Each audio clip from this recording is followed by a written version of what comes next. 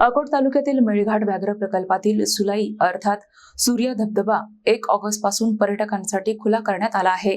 One विभागाने प्रवेश शुल्कासह सुरक्षा व्यवस्था अधिक मजबूत केली असून पर्यटकांचा उत्स्फूर्त प्रतिसाद मिळत आहे। अकोट तालुक्यातील मेळघाट व्याघ्र प्रकल्पाच्या घनदाट जंगलात सातपुड्याच्या कुशीत वसलेला सुलाई अर्थात सूर्य धबधबा पुन्हा एकदा पर्यटकांच्या स्वागतासाठी सज्ज झाला आहे। 1 ऑगस्ट पासून हा धबधबा पर्यटकांसाठी खुला करण्यात आला असून पावसाळ्यात येथे निसर्गप्रेमी आणि पर्यटकांची मोठी गर्दी होत आहे।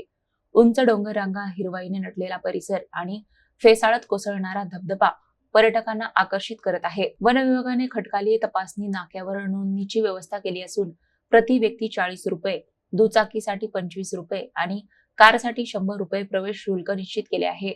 परिसरात मोबाईल नेटवर्क मर्यादित असल्याने पर्यटकांनी रोख रक्कम जवळ ठेवावी असे आवाहन करण्यात आले आहे। शनिवारी, रविवारी आणि सुट्टीच्या दिवशी वाढणारी गर्दी लक्षात घेऊन सुरक्षा रक्षकही तैनात करण्यात आले असून निसर्गाचा आनंद घेताना सुरक्षितता आणि स्वच्छतेचे नियम पाळण्याचे आवाहन वन विभागाने केले आहे।